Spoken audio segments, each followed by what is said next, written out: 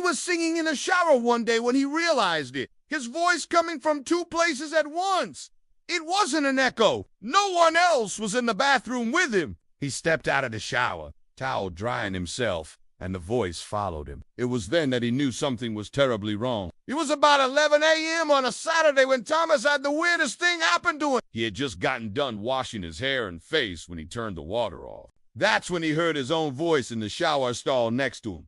He stopped and froze, listening intently. The voice started again, and this time he could make out the words, "I love her so much." Then the voice stopped as abruptly as it started. Thomas stood there for a moment, thinking he'd imagined the whole thing. But then he heard the voice again. This time, it was singing the chorus of one of his favorite songs.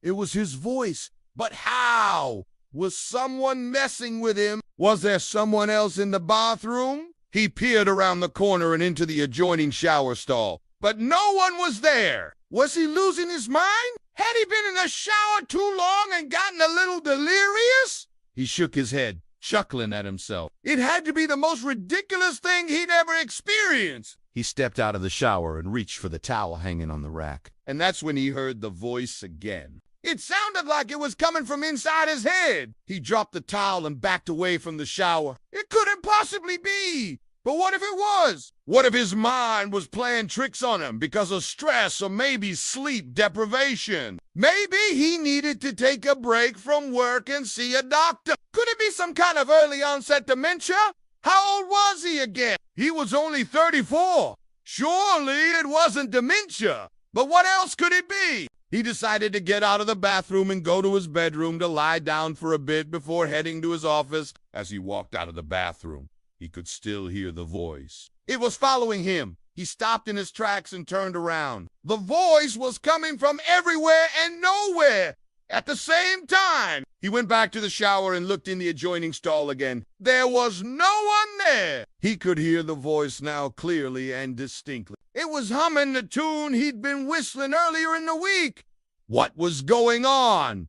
Why couldn't he see anyone? Where was the voice coming from? Was he having a stroke? Should he call 911? The thoughts raced through his head like a runaway train. Suddenly, another thought struck him. His wife, Anna, was in the hospital giving birth to their baby girl. Their son, Thomas Jr., or Tommy, as they called him, was staying with his grandmother for the week. So it was just him in the house. There was no one else who could have possibly been in the shower. He pulled out his cell phone and dialed Anna's number. She picked up on the second ring. "Hey, honey," she said. Her voice was weak but happy. "How's everything going?" he asked.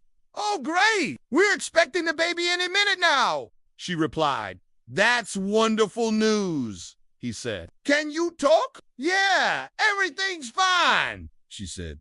"Good. Well, listen, I have to go. I think they're getting ready to bring her in," she said. "Okay. Well, I'll see you later," he said. "Yeah, later," she said. And then she hung up. He stared at his phone as the realization dawned on him. Was she the voice? But how? If she was in the hospital, then why was her voice echoing in his back? He rushed to his car and drove to the hospital. He parked in the visitor parking lot and ran into the hospital. He found the nursery and stopped in the doorway. There were 3 bassinets in the room, but all of them were empty. One of the nurses noticed him standing in the doorway and asked, "Can I help you?"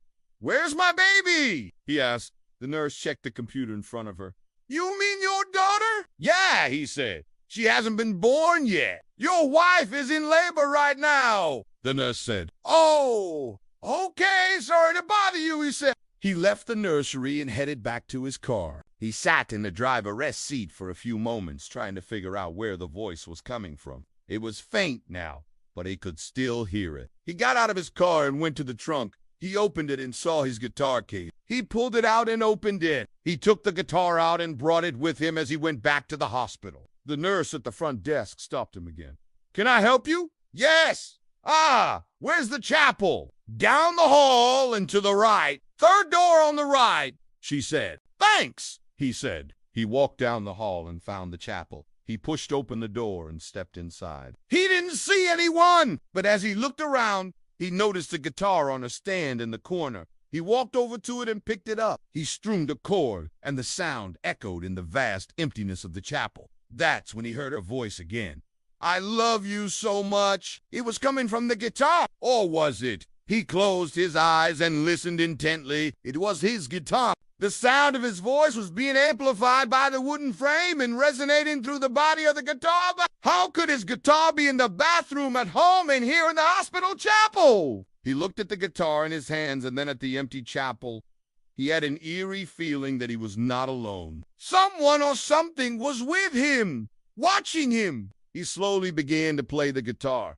The sound of his own voice filled the chapel. I love you so much, he sang. And as he sang, he felt a sense of peace come over him. He was unsure if it was the music or the fact that he was finally alone in his thoughts. But as he played on, he felt the anxiety lift and the fear recede. He didn't know how long he'd been in the chapel, but eventually he stopped playing.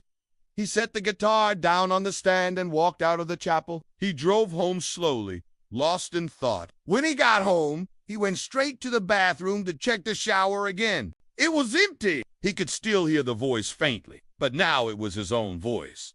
He was the one making the sound, but how could he have been in two places at once? He still didn't have an answer, but he no longer needed one. He could feel his voice coming from his heart, from his soul, and that was enough for him.